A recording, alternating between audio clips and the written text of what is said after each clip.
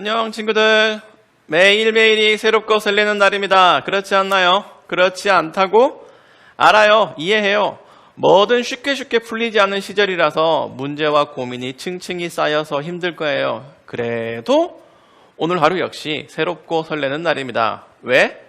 살아있으니까. 살아있어서 숨도 쉬고 문제들을 고민하고 풀어볼 수 있으니까. 그러다가 결국 하나님을 찾고 기도하는 게 허락되었으니까. 풀다 안 되는 것들을 하나님께 맡겨드리면 어느새 마음이 청량해지고 내 주변도 점점 밝아질 거예요. 그런 마음으로 같이 기도하고 말씀을 살펴봅시다. 하나님 아버지, 오늘 하루도 감사드리며 찬양드리며 시작합니다. 말씀이 저희 어두운 앞길을 비추게 도와주세요. 예수님의 이름으로 기도드립니다. 아멘. 바로 어제 아쉽지만 이사야 큐티가 끝나고 당분간 시편을 볼 겁니다. 오늘 본문은 시편 63편. 시편은요, 다른 성경처럼 몇 장으로 세지 않고 몇 편으로 셉니다. 기억하세요? 63편을 지은 사람은 다윗이에요. 이스라엘 역사상 가장 위대한 왕으로 칭송받는 영웅인데 여기선 많이 힘든가 봐. 뭐가 힘든 걸까? 심경의 변화는 어떨까? 생각하며 본문을 먼저 읽어봅시다.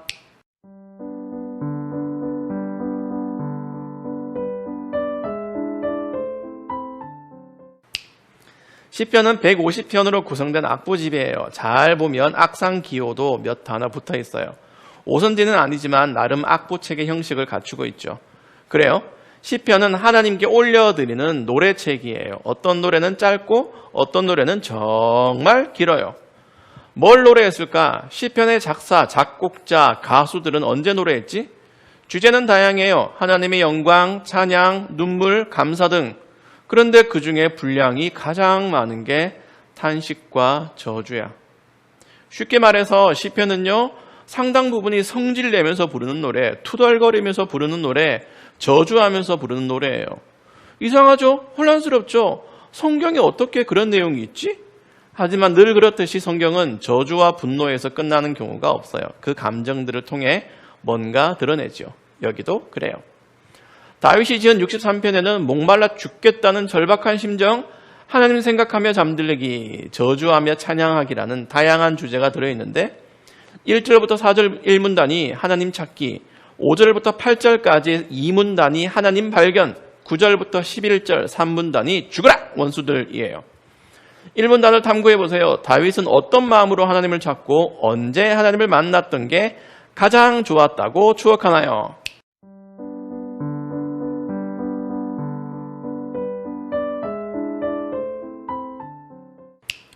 다윗은 메마르고 거친 땅에서 하나님을 찾고 몸과 영혼이 전부 하나님을 찾고 물을 못 마셔 쩍쩍 갈라진 목소리로 하나님을 찾아요. 문학적 표현이죠. 그만큼 하나님을 간절히 찾는다는 뜻이에요. 왜? 유다 광야에 있으니까.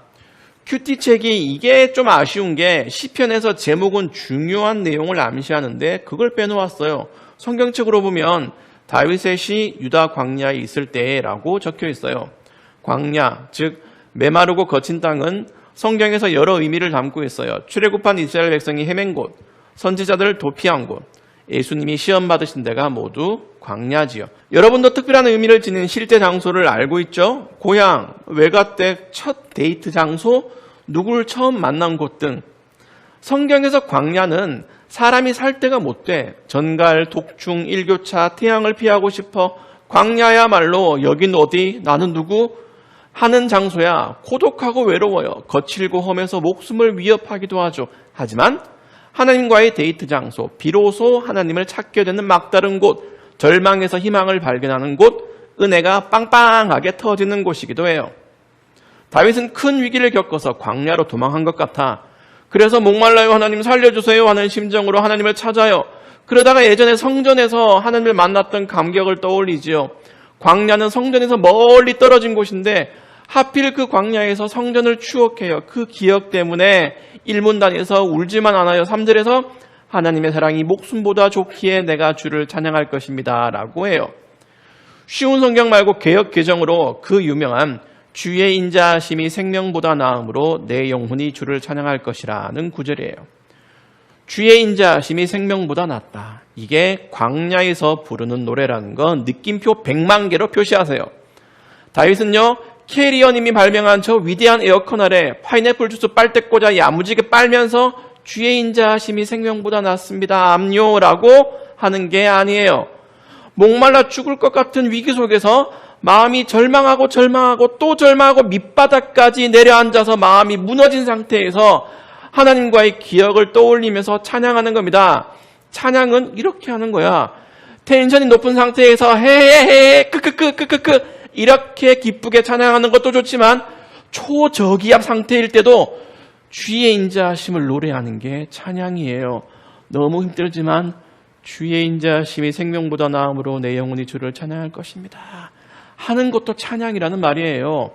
하나님과 교통하는 것, 교제하는 것은 때와 장소를 가리지 않아요. 내 인생의 하이라이트에서도 비참해서 그냥 쪼그라들어 죽고 싶을 때에도 하나님은 거기에 계셔요. 그래서 모든 시편은 절망과 탄식과 비탄과 저주만 노래하지 않아요. 신세 한탄만 하다가 콱 죽어버렸으면 태어나지 말 걸 그랬어 하면서 끝나지 않아요. 항상 하나님의 은혜가 짠 하고 등장하죠. 그 상태 그대로 이 문단을 읽어보세요.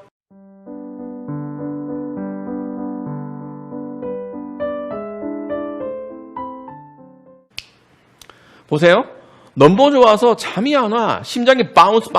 6절에 침대에 누워서 긴 밤이 지나도록 주를 생각한다고 하잖아요. 어떤 장소가 추억을 담듯이 어떤 시간도 내 인생의 특별한 날입니다. 밤에 하나님을 생각한다는 건 아침에 하나님이 회복시켜 주실 걸 확신한다는 뜻이에요.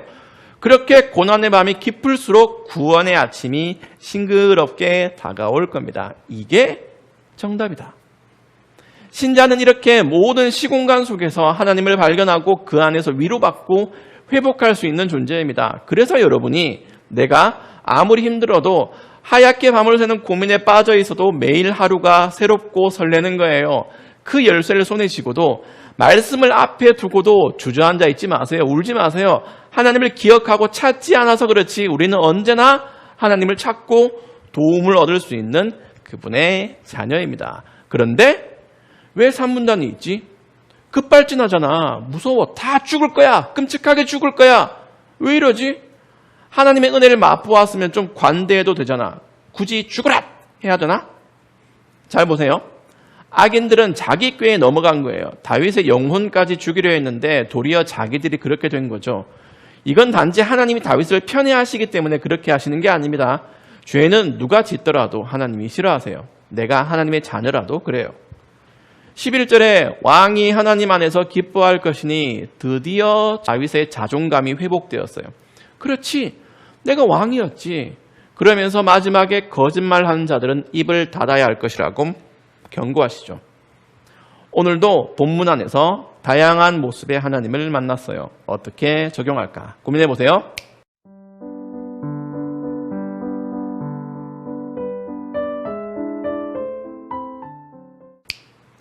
영혼 건강에 관심을 기울입시다.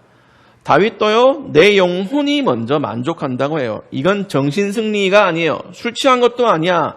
신자는 본래 그런 존재입니다. 은혜가 내 영혼에 족하니까 현실에 갇히지 않아요. 어떤 문제는 살아있을 때는 해결할 수 없어요. 그러나 영혼이 건강하면 아무리 갑갑한 상황에서도 멘탈이 떨어지잖아요. 그러면서 우리 죄를 조심합시다. 누가 여러분 맨날 햄버거에 치킨에 피자에 양껏 먹으면서 건강을 바랄 수 있겠어요?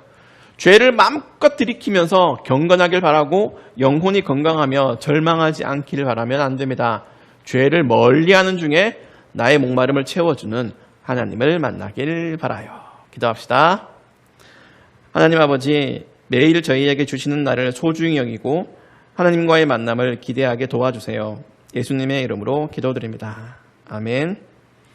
여러분 매일 웃으며 희망이 가득 차는 표정으로 그렇게 살다가 우리 또 다음 시간에 만납시다.